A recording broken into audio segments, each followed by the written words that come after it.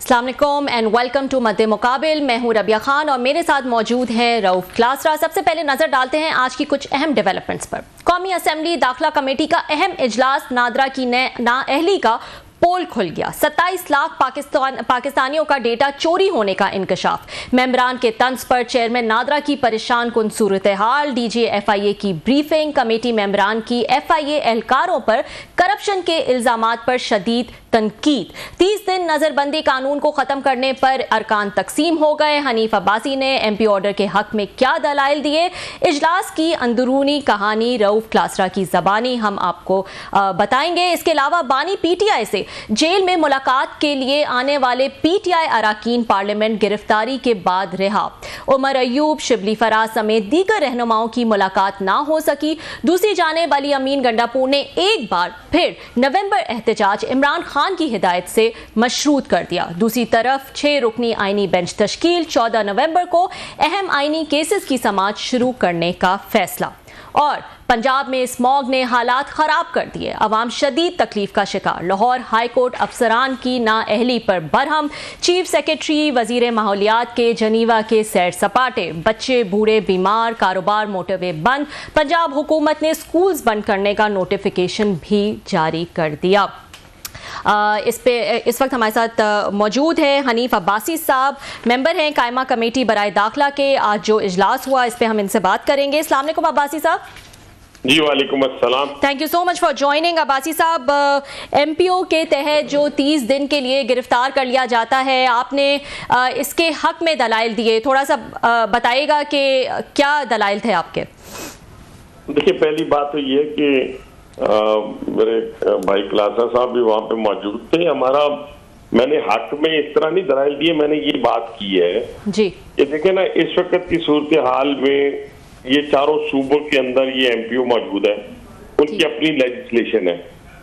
अब मरकज के अंदर भी लेजिस्लेशन है कि यहाँ पे भी MPO है और तमाम एडमिनिस्ट्रेशन को उस वक्त इसकी जरूरत पड़ती है जब चीजें जो है उनको मालूम होता है कि कल यहाँ पे कोई प्रोटेस्ट होने वाला है। और प्रोटेस्ट क्योंकि हमारे इस मुल्क के अंदर सिविलाइज नहीं है। मैंने उस कमेटी के अंदर भी कहा कि मैं 35 साल से पॉलिटिकल वर्कर हूँ और बड़ी एग्रेसिव सियासत की है, लेकिन अल्लाह ताला के फजल करम से मेरे हाथों से चीजें टूटी नहीं है। मैंने किसी जगह आग नहीं लगाई, किसी शीशे को नहीं तोड़ा, लेकिन मैंने इस शहर को, पिंडी को भी और इस्लामाबाद को भी अपने हाथों से बनाया है। अब ये अल्फाज क्लासा साहब जैसे लोग और आप जैसी अपना जो एंकर हैं वो समझ सकती हैं कि ये मैं प्रैक्टिकल बात कर रहा हूँ, ये हवा में बात नहीं कर रहा। मेट्रो से लेके बड़े बड़े ब्रिजेस से लेके हॉस्पिटल से लेके खेल के मैदान से लेके कोई जगह छोड़ी नहीं जो जगह मैंने अपनी लीडरशिप की मदद से और अल्लाह ताला के फजल करम से बनाई ना हो। और मेरा ये पॉइंट ऑफ व्यू था, एक तो ये था कि देखें आज आपको MPO याद आ गया, आप ये कहते हैं कि ये MPO इसलिए कि अभी किसी ने जुर्म किया ही नहीं, तो आप किस तरह उसको MPO के तहत गिरफ्तार करना। तो मैंने उस वक्त मिसालें दी, मैंने कहा ठीक है फिर MPO ना लगाएं, फिर 15 किलो हीरोइन रख दें, किसी की अद्वियात को जो है वो हीरोइन बना दें। तो फिर ये तरीकाकार ठीक था क्या? ये तरीकाकार ठीक था कि मैंने जेल में कैदी कपड़े नहीं पहने हुए थे तो आपने मुझे वहां से उठाकर उस वक्त के हुक्मरान बानी PTI ने, मैंने वहां बानी PTI का नाम इसलिए नहीं लिया कि मैं नहीं चाहता था कि मेरे कोलीग जो बैठे हुए थे उनकी दिलादारी हो, लेकिन मैंने हुक्मरानों का नाम लिया कि उसने उठाकर ये कहा कि इसने कैदी कपड़े नहीं पहने और इसको भेज दें अपना अटक जेल में। और मैं एक वाक्य तो सुनाना वहां भूल ही गया, और वो वाक्य ये करबला का खुदाना खासा, जैसे उन्होंने अहमद साहब ने मिसाल दी, तो वह ये कैसे ये बात हो सकती थी कि हमारे ज़हनों में वो जरा सी भी बात आए। लेकिन ये छोटी छोटी सी आजमाइशें हैं, जब इस मैदान में बंदा निकलता है और कदम रखता है तो उसको ये जहन में रहना चाहिए कि उसने जेल भी जाना है, उसमें मुकदमात भी बनने हैं और उसने तकालीफ का सामना भी करना है। लेकिन मैं आईना दिखा रहा था कि मैं एक वाक्य आपको सुनाता हूँ कि मैं लाहौर कैंप जेल में था, तो मुझे सुबह 9 बजे मैंने देखा कि कोई बैरक नहीं खुली सिवाय मेरे सेल के। तो मैं पूछ रहा था कि आज क्या हुआ है या क्या होने वाला है। तो इतने में 15-20 लोग आए और उन्होंने आकर मुझे कहा जी आप कैदी कपड़े पहने। मैंने कहा यार मैंने तो पहले 7 महीने नहीं पहने। आज क्यों पहने? उसने 2 जोड़े हाथ में पकड़े हुए थे। तो कैदी कितनी जिद कर सकता है, ये आप भी जानती है, मैं भी जानता हूँ, मैं कोई एग्जैजरेट नहीं करता। बहरहाल मैंने उसे कहा कि चले मैं पहन लेता हूँ, लेकिन प्रेस करवा के लाए। मैंने कैदी कपड़े पहन लिए, मेरे से मैं चल पड़ा, और जब मैं ड्यूटी में गया, मैं आसान अल्फाज इस्तेमाल करता हूँ, तो वहां कोई नहीं था सिवाय 4 पुलिस वालों। उन्होंने मुझे एक हाथ पे हथकड़ी लगाई और दूसरे हाथ को कहा कि ये भी साथ रखिए, हमने हथकड़ी लगानी है। मैंने उससे जरा बुरा भला कहा तो उसने एक हाथ पे डबल हथकड़ी लगाई, और इतनी देर में फ्लैश लगा तो मैंने उन्हें कहा आपका काम खत्म हो गया। उसी ड्यूटी से मुझे उन्होंने कोई हॉस्पिटल मुझे नहीं लेके गए, मुझे ये कह के है कि हम आपको हॉस्पिटल लेके जा रहे हैं, इसलिए आपको वहां पे, कहने से मुराद ये फोटो किसने मंगवाई, किसने देखी? फिर मेरी बेटी थी हॉस्पिटल के अंदर, एमओ थी, मेडिकल ऑफिसर क्या होता है, उसको जब एमएस, उस वक्त के एमएस ने निकाला, जिसकी अपनी 4 बेटियां मौजूद है, और वो निकाला तो उस वक्त के हुक्मरान ने उसे कहा कि कीप इट अप, माशाल्लाह बहुत अच्छे।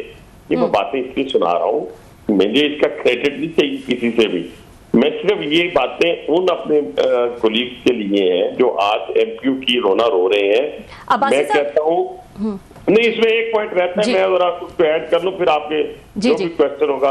वो पॉइंट मेरा ये देखिए ना, जब कोई डाकू है, कोई चोर है, वो उसको अगर डकैती से पहले, चोरी से पहले नहीं पकड़ेंगे, तो फिर वो डकैती कर ले और चोरी कर ले। इसी तरह जो पॉलिटिशियन है, अगर वो लीड कर रहा है और उसने जाके मेट्रो के शीशे ब्लू एरिया में तोड़ने हैं, उसने जाके जंगलात तोड़ने हैं, उसने जाके बसेस को आग लगानी है, तो मेरा ख्याल है कि उससे पहले उसको 16 एमपीओ के तहत पकड़ ले, ताकि वो उस बजमे को लीड ना कर सके। हाँ, या तो वादा कर ले सारी लीडरशिप, तमाम जमातों की लीडरशिप कहे कि हम हमेशा इस पाकिस्तान के अंदर पीसफुल प्रोटेस्ट करेंगे, वो मुस्लिम लीग नून हो, पीपल्स पार्टी हो, पीटीआई हो, कोई जमात हो। तो आप यकीन माने 10 लाख लोग ले आए, आप 20 लाख लोग ले आए, लेकिन जब आपने चलने इस गर्ज से है कि आप देखें तो सही, इस्लामाबाद में क्या हुआ, उस अदालत के बाद 300 के करीब मोटरसाइकिलों को आग लगाई गई, 50 गाड़ियां जुडिशियल कॉम्प्लेक्स के बाद जलाई गई, किसी ने नहीं पूछा। अभी एक वाकया ईमान मिजारी वाला हुआ है, उसमें बहुत बड़े बड़े मेरे दोस्तों ने भी उसमें कहा कि बड़ा जुल्म हो गया। नहीं जुल्म हुआ, मैं डेली गुजरता हूँ, देखे ना आपका वीवीआईपी रूट लगा हुआ है, किसके लिए लगा है? आपके बाहर के मेहमान आए हुए हैं।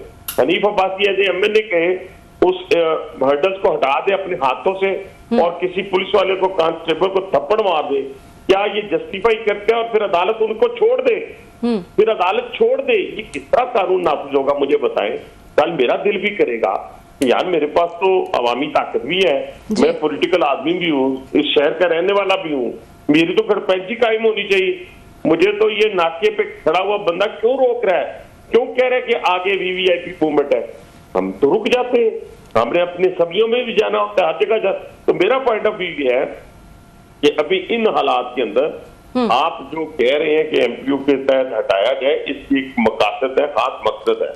हाँ, किसी वक्त जब इकट्ठे कंसेंसस के साथ कोई लोग आएंगे तो जो बात कर कहेंगे हम उसको मानने के लिए तैयार हैं, सियासी तौर पे की जाएगी। जो जाती फायदे के लिए की जा रही हो उसके ऊपर शायद हमारा दिल ना करेगा हम उसको मान लें। अब आपको क्वेश्चन है तो जी अब्बासी साहब, आपने क्योंकि खुद जिक्र किया कि अच्छा अगर ये नहीं तो हेरोइन डाल दी जाए, आपने जेल में जो है वो कैदी कपड़ों का जिक्र किया, ये सब जाहिर है आप इसलिए जिक्र कर रहे हैं, ये तमाम चीज़ें हिंट करती हैं पॉलिटिकल विक्टिमाइजेशन की तरफ। अगर वो पॉलिटिकल विक्टिमाइजेशन थी और बेशक थी और गलत थी, तो अगर ये एमपीओ का कानून भी इसलिए इस्तेमाल हो कि पॉलिटिकल विक्टिमाइजेशन की जाए, तो तब भी आपको एतराज नहीं है या आपको नहीं लगता कि ये इसीलिए इस्तेमाल किया जाता है? नहीं, सिर्फ इसलिए इस्तेमाल नहीं होता एमपीओ, ये ज़हन में रखें। मुहर्रम आते हैं उसमें भी कुछ होता है कि कोई ना कोई यहाँ पे खराबी पैदा कर सकता है, इश्तियाल अंगेजी पैदा कर सकता है, उसमें भी एमपीओ के तहत लोग अंदर जाते हैं। और भी कई इवेंट्स आते हैं जिसके अंदर भी ये भी एडमिनिस्ट्रेशन के ज़हन में होता है कि अगर इन बंदों को खुला छोड़ा तो ये वहां जाके ऐसी स्पीच करेंगे जिससे इश्तियाल पैदा होगा। वो मजहबी भी हो सकता है, वो नस्ली भी हो सकता है, वो जिसे कहते हैं तासुब की बुनियाद पे भी हो सकता है।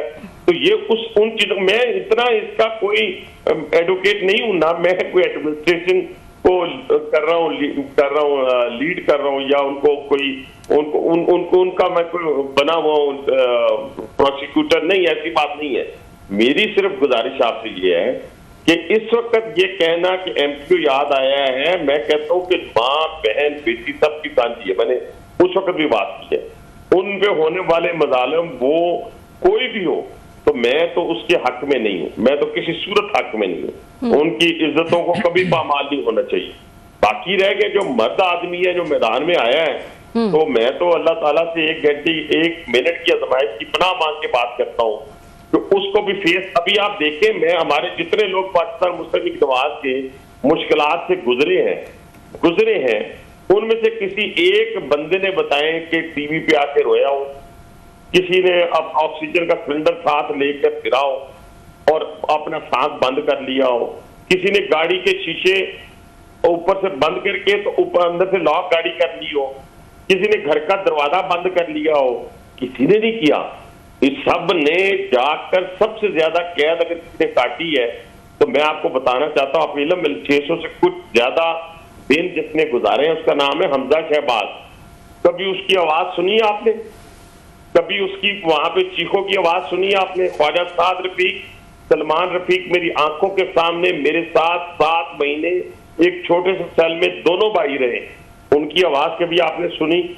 मैं कहता हूं कि इसके साथ ऐसे इकबाल साहब भी गए, बाकी लोग भी, लेकिन ये जो 2-3 नाम मैंने लिए, इसी तरह आप मरियम नवाज साहिबा मेरे साथ जेल में रही हैं 4 महीने, नवाज शरीफ साहब मेरे साथ 4 महीने पहले जो अडयाला जेल में थे, शहबाज शरीफ साहब, अंदाजा लगाएं जिंदगी में कभी उन्होंने ख्वाहिश की कि वो मतलब कि इस हालात में जाए कि वो जेल जाए, लेकिन जिस वक्त जेल उन पे आई है या उनको आजमाइश से गुजरना पड़ा है, तो आप पूछ ले, मैं अटक जेल में था तो मैंने किसी से पूछा, बुजुर्ग वार्डन था, उसने कहा जी इसी जगह पे जहां आप हैं यहाँ पे शहबाज साहब आए थे फलां ईयर में।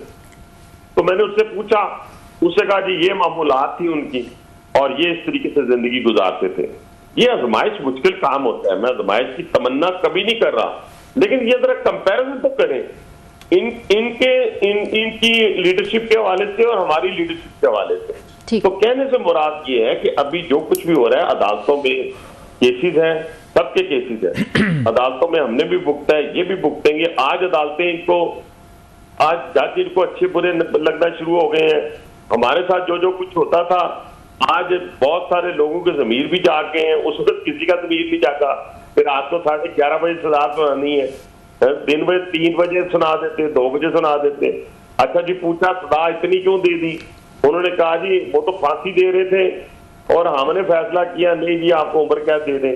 तो इस तरह की बातें जो है उस वक्त, हाँ मैंने उस जज से पूछा, रऊफ भाई मैं आपको आपके बाद आज जो शेयर चीजें कर रहा हूँ शायद मैंने कभी पहले नहीं की, पता नहीं आपकी मोहब्बत में या आपने हमसे मेरे से निकलवा ली है। यानी मैंने जज साहब से पूछा, मेरी बेल के बाद मुलाकात हुई, तो मैंने कहा सर पहले 3 जजेस ने मुझे सजा नहीं दी और वो ट्रांसफर हो गए, तो ट्रांसफर होकर डिस्ट्रिक्ट सेशन जज लगे हैं। तो भाई मेरा वो सराइकी थे जज साहब, तो कहने लगे कि नहीं वो ठीक है लेकिन मेरे में इतनी हिम्मत नहीं। अब अंदाजा लगाएं, अगर आप में इतनी हिम्मत नहीं तो आप भी भाईजान कह देते कि मैं सजा नहीं देता। ट्रू। आप कहना जी फलां आपको सजा दिलवाता है, फलां आपको हीरोइन दिलवाता है। नहीं, हीरोइन दिलवाई उस वक्त के बानी पीटीआई ने, राना सनाउल्लाह की गाड़ी में। मुझे सजा दी उस वक्त के जज ने। अगर जज सजा ना दे तो कौन दिलवा सकता है? आपको जुल्फकार अली भट्टो का केस याद है? क्लासा साहब, नसीम हसन शाह साहब जो थे, मेरा ख्याल यही नाम था चीफ जस्टिस साहब का, ऐसा ही है, छोटे से कद के थे जो, वो खुद कहने लगे कि जी मैं क्या करता, मैं इस तरह मुश्किल में था तो मैंने सजा सुना दी, तो फिर आपको आपकी जजी छोड़ देनी चाहिए थी। आज भी देख लें कि आज 45 ईयर्स बाद आप कहते हैं कि जनाब अली जुल्फकार अली भट्टो की फांसी जो थी वो गलत थी, तो आपने तो भट्टो को फांसी लगा दिया। अब जहीर जमाली साहब की वीडियो आपके सामने आई है कि मियां नवाज शरीफ साहब जो है उन पे पनामा केस जो गलत बना है, तो आपको पता है जहीर जमाली साहब कौन थे? अभी की बात है ना, उसी जगह मौजूद थे। तो कहने से मुराद ये आपने वज़ारत उज़्मा नहीं छीनी, और बेंच मेरा ख्याल है ये बेंच भी वही बना कर गए थे मेरा, अगर मैं गलत नहीं कह रहा, पनामा वाला उन्होंने ज़हीर जमाली साहब ने बनाया था। जी आपने नवाज शरीफ से वज़ारत उज़्मा नहीं छीनी, आपने पाकिस्तान की तरक्की छीन ली माज़रत के साथ। अगर उस वक्त ट्रैक ना किया जाता या सीरियल ना किया जाता तो आप अंदाजा लगाएं कि पाकिस्तान कहां पे होता। अच्छा भाई साहब, अभी आप क्योंकि मीटिंग में और भी बहुत सारी चीजें आपने खुद बड़ा एक हैरानी कल था आपको, इसलिए हमने रिक्वेस्ट की, यू आर वेरी काइंड कि आपने हमें ज्वाइन किया सर, कि आपने कहा कि मैं खुद 7 दफा इसी MPA को तहत मैं गिरफ्तार भी रहा हूँ, डिटेन भी रहा हूँ, तो मतलब आपके बारे में भी डाउट्स है कि आप भी कोई लॉ एंड ऑर्डर क्रिएट कर सकते हैं, कोई प्रयास, कोई ये चीजें, और ये किन किन मौकों पे हुआ सर, कोई डू यू रिमेंबर? इसलिए थोड़ा सा लोग हैरान थे कि जो बंदा खुद MPA का विक्टिम रहा है तो नो ही सेज कि इसके अंदर मौजूदगी में तो प्रॉब्लम होंगे, लिहाजा एक टूल रहना चाहिए इसके बाद डिस्ट्रिक्ट एडमिनिस्ट्रेशन के पास के पहले से लोगों को डिटेन किया जाए ताकि लॉ एंड ऑर्डर सिचुएशन ना हो। आप तो खुद रहे हैं 7 दफा सर। राहुल भाई, मैं ना एक छोटी सी गुजारिश आपसे करता हूँ कि मैंने हमारा ये होता था कि जब भी मूवमेंट चलती थी, एक अफगान इशू के ऊपर मूवमेंट चल रही थी, मैं उसमें था, एक जजेस की रेस्टोरेशन वाला इशू था उसमें गया था, एक मैं नामूसे रसालत पे गया था 2006 में जी, और एक मैं गया था यहाँ हमारा इलेक्शन से पहले कोई इशू था ये वाला जो था लोकल पार्टीज का जी। बाकी और भी मैं आपको याद करा के सारे बता सकता हूँ, लेकिन मैं अपनी गिरफ्तारियों की एक बात आपको बताता हूँ। मैं कोशिश करता था कि मैं गिरफ्तार ना हूं, क्योंकि पॉलिटिकल वर्कर अगर पहले दिन ही गिरफ्तार हो जाए तो इसका मतलब है वो कंप्रोमाइज है। बाद लोग तो सुना वो फोन करके पुलिस को बुला के भी गिरफ्तारियां देते थे, और आप कहता हूं जी, मैंने खुद हमारे बहुत सारे साथी होते थे जो खुद फोन करके बुलाते थे, फोन करके बुलाते थे, बिल्कुल एब्सोल्युटली राइट। अच्छा, मैं क्या करता था, मैं चुपता रहता था।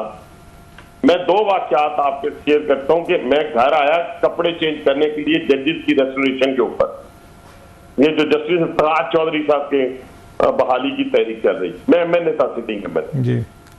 जब मैं आया तो मुझे नहीं मालूम था कि मेरा पीछा हो रहा है, तो एक DSP साहब सामने आ गए मेरे घर के, इसी घर में जहां से मैं बात कर रहा हूँ, तो कहने लगे कि अब्बासी साहब आ जाए गाड़ी में, आपके डिटेंशन ऑर्डर है। मैंने कहा यार मेरी बात सुनो, मैं कपड़े चेंज करने मैं दरवाजा खोलता हूँ, अब ड्राइंग रूम में बैठो, मैं चेंज करके आया। उसने कहा यार मेरी नौकरी का मसला है। मैंने कहा यार मेरा नाम हनीफ अब्बासी है, तो आप मेहरबानी करें। उसने कहा ठीक है। मैं 2 मिनट में तैयार हुआ या 10 मिनट में मैं उसके साथ चला गया। नमूसे रसालत में मैं मरी रोड पे सर मेरे सामने DIG साहब आ गए 2 किलोमीटर के बाद। 2 किलोमीटर तक उन्होंने मुझे नारे मारने की इजाजत दी, पूरी इजाजत से मुराद कोई आगे नहीं होता था गिरफ्तार करने। तो उसके बाद वो मेरे सामने आए, उन्होंने कहा जी गाड़ी में हाजी साहब बैठ जाए। अच्छा। वो मुझे हाजी साहब कहा करते थे। वो कहते हाजी साहब गाड़ी में बैठ जाए। मैं गाड़ी में बैठ गया। सर मैंने कहने से मुराद दिया कि मैं वहां भाग जाता, मैं घर की पिछली दीवार से भाग जाता, मेरी डिग्निटी कंप्रोमाइज होती। लेकिन जो पॉलिटिशियन है, ये जो हमारे पार्लियामेंट के अंदर से गिरफ्तार हुए, बाहर से हुए, मैंने वहां पार्लियामेंट में भी एक तकरीर की, अगर आपको याद हो, मैंने कहा कि अगर मुझे पता है ना कि बाहर पुलिस खड़ी है और अगर मैं बाहर ना निकला तो वो मेरी दीवारें क्रॉस करके अंदर आ जाएगी या मुझे आके, तो मैं कभी टॉयलेट में या किसी के ऑफिस में जाके नहीं छुपूंगा। मैं भाईजान बाहर आऊंगा, डिग्निटी के साथ गिरफ्तारी दे दूंगा। तो वो जो मामला था, वो जो बयानिया था, उसको मैंने इस तरह किया। अच्छा सर, लास्टली एक बड़ा अहम सवाल आपने एक और भी उठाया, लास्ट क्वेश्चन सर, वो अखवान नेशनल को जो जैली शनाख्ती कार्ड नादरा की तरफ से जारी हुए हैं, तकरीबन मेरे को 1.5 लाख तो कह रहे थे, हमने कोई ब्लॉक वगैरह भी किए। यू रेज दिस इशू के इस्लामाबाद और पिंडी को तबाह कर दिया गया, यहाँ पे जैली शनाख्ती कार्ड बन गए हैं, वो यहाँ के रिहायशी बन गए हैं, now they are using passports all over in Pakistan. जरा उसका बताएंगे कि क्या सिचुएशन है इसकी अखवान नेशनल के हवाले से जो आपने इशू उठाया, जैली शनाख्ती कार्ड, पासपोर्ट वगैरह का। देखिए, ये पाकिस्तान पहला मेरा ख्याल है मुल्क होगा पूरी दुनिया में कि गैर मुल्की के लिए यहाँ पे पासपोर्ट हासिल करना और यहाँ पे ID कार्ड हासिल करना बहुत आसान हो गया। और ये मैंने बात की, टाइम नहीं मिला चेयरमैन साहब को, वो चले गए क्योंकि वो उन्होंने पहले क्योंकि हमारा जो नादरा से रिलेटेड था, मैंने उन्हें बताया कि हमारा ऑफिस ठीक काम कर रहा है, लेकिन जो कौमी इशू था वो इशू ये था कि पिंडी इस्लामाबाद के अंदर अगर आप देखें कलासा साहब, तो मतलब आप तस्वर नहीं कर सकते कि जिस तरीके से वो लोग जिन लोगों को 40 साल तक हमने इस बुनियाद के ऊपर के अगर कांटा चुभे तो पूरी उम्मत मुसलमा को चुभ जाता है, अगर एक मुसलमान को चुभे तो हम उस हदीस की निगरानी करते रहे, उसके हुक्म की तामील करते रहे, क्योंकि नबी आखिर ज़माना सल्लल्लाहु अलैहि वसल्लम के मुंह से निकली हुई बात को क़यामत तक हमने उसको फॉलो करना है। आप यकीन माने उन लोगों ने पाकिस्तानी परचम को अपने पांव तले रौंदा है, पूरी दुनिया ने देखा, आपने देखा, मैंने देखा। इसी तरीके से आज हिंदुस्तान से ज्यादा वो हमसे नफरत करते हैं, आपने क्रिकेट मैच में देखा। लेकिन वो इस पिंडी इस्लामाबाद के अंदर मैं समझता हूँ कि अफगानिस्तान से ज्यादा इंजॉय कर रहे हैं पाकिस्तानी बन के। अब ये जो इश्यू हुए हैं उनको आईडी कार्ड, लाजमी बात है, 100% बात मैंने आपके सामने की कि वो नादरा के लोगों ने किया, उनको दिया होगा ना, ऐसे ही है, पैसे लेके दिया होगा। तो उन लोगों को हर सूरत में आइडेंटिफाई करेंगे, मुल्कियों को भी और साथ उन लोगों को भी। मैं कहता हूं जिस दिन हमारे सरकारी वो लोग जो इस हद तक पाकिस्तान के ऊपर खेल जाते हैं, जो पाकिस्तान पे छोटी मोटी कमी कुताही मैं कहता हूं छोड़ दें, दूर कर दें, माफ कर दें, लेकिन जो पाकिस्तान की कास्ट के ऊपर, वो पाकिस्तान के ऊपर खेलना चाहते हैं, अगर वो मुलाजमीन जो है अगर वो सजा से बच गए तो मुझे बताएं कि आने वाले फिर आप 1.5 लाख की बात करते हैं, 10 लाख आईडी कार्ड जो है मैं अभी आपको कहता हूँ वो जैली बन जाएंगे। बहुत शुक्रिया सर जी, तक पहुंचना चाहिए। बहुत शुक्रिया, thanks a lot sir. Thank you so much Hanif Abbasi साहब फॉर ज्वाइनिंग अस। वक्त हुआ एक छोटे से ब्रेक का, ब्रेक के बाद कुछ मजीद स्टोरीज डिस्कस करेंगे। वेलकम बैक नाजरीन, कुछ मजीद स्टोरीज़ आज डिस्कस करेंगे। जो कायमा कमेटी का इजलास हुआ है बराए दाखिला, उसमें कुछ अहम चीज़ें जो हैं वो डेवलपमेंट्स हुई हैं और क्लासरा साहब जो है वो क्योंकि वहाँ पे मौजूद थे तो इनसे कुछ अहम तफसीलात लेंगे। क्लासरा साहब, अभी हम डिस्कस कर रहे थे ब्रेक से पहले भी कि MPO के तहत गिरफ्तारी वाला इशू डिस्कस हुआ, उसके अलावा नादरा का डेटा लीक जो है उसके हवाले से भी बात की गई, और क्या तफसीलात है सिंस आप वहाँ पर मौजूद थे? तो साहब ज़रा बड़ी एक लंबी कमेटी की मीटिंग चले, मैं अपने पॉइंट्स देख रहा था, लिखता रहता हूँ साहब। कमेटी में हम तो पुराना जो ओल्ड स्कूल है ना, पॉइंट्स लेते रहते हैं, लिखते रहते हैं, तो वो सारे मैं देख रहा था कि क्या क्या वहाँ गुफ्तगू हुई है। किसी ने मेरा ख्याल 8-10 पेजेस हैं ये। अच्छा, उसमें 2-4 मज़े की चीज़ें, बाकी डिटेल्स का शायद टाइम नहीं होगा। Again we will be again इस पर स्टोरीज करते रहेंगे, खासी स्टोरीज हैं इसमें, ये खासा पेपर्स हैं। 2 मैं फोकस करना चाह रहा हूँ। एक तो ये था वहाँ पे DG FIA आए हुए थे, वहाँ पे साक जहांगीर साहब, उन्होंने ब्रीफिंग दी है। फिर यहाँ पे लेफ्टिनेंट जनरल साहब आए थे, नादरा के जो चेयरमैन हैं वो आए हुए थे। तो इन दोनों को देख लेते हैं, बाकी चीज़ों को डिटेल में बाद में। FIA से शुरू कर लेते हैं।